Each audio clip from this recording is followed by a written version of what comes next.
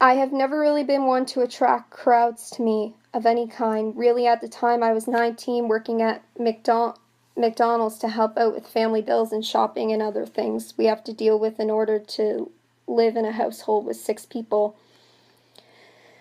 But around closing hours, I would notice someone show up and hang around the back of the place. He never ordered anything, and that was fine by me. Looking back at it now, I probably should have got someone like the manager to know about it, but I was honestly too shy and afraid to be yelled at for bothering him. Our manager was kind of an asshole. No one really wanted his help with anything anyways. But the guy would later, a month or 2 into stalking me, start leaving when I did, often staring at the exit that I would take to leave or my car or just at me. It was creepy and it only got worse as he got comfortable enough to start following me to my car, hanging around the spot where I park, and I never stayed long enough to see who he was or what he was doing. Eventually I quit as he was getting closer to my passenger seat car door every day.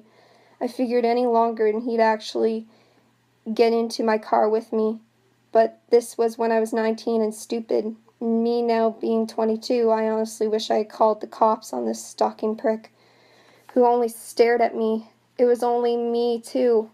The other cashier noticed he was there, but like I said, no one wanted to get the manager involved, seeing as he was kind of rude to everyone, and no one wanted to deal with the aftermath of him yelling at him to get out. But looking back, it honestly would have been worth his anger attitude. Even so, I think the guy would come back anyways.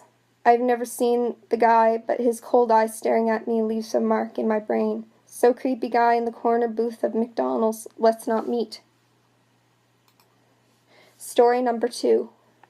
Hello, I am a long-time listener of Let's Not Meet stories. However, this is my first time actually going on to the site. After hearing many of these stories, I remembered a story of mine I have to share. I actually cannot remember anything about this story. This is all from what my dad told me recently. I am 14 years old and I live in Salt Lake City. Just for a little background, and no, I am not Mormon. Not that I have anything against Mormons or anything, just saying. Anyways, the story goes like this. One day when my sister and I were young kids, about 10 years ago, we went to eat at McDonald's, as most kids do when they go to McDonald's. We loved to play in the playland, so as we would always do, we played in the playland with my dad watching us. After a while, my dad noticed a man in the playland taking pictures on his phone. It was a grown man who I believed was somewhere in his late 20s. My dad was creeped out by this, so he confronted the man. My dad asked why he was in there, and the man replied by saying he was with his daughter in the playland. My dad told him to get out, as he was a grown man. The man then refused. The two of them got into an argument. My dad eventually perched up on the playland where the man was sitting and made the man jump up and slam his head. He then came out of the playland yelling at my dad. He then proceeded to leave McDonald's with no daughter of his in sight. This may not be the scariest thing ever, but it's scary to think that what the man's intentions were.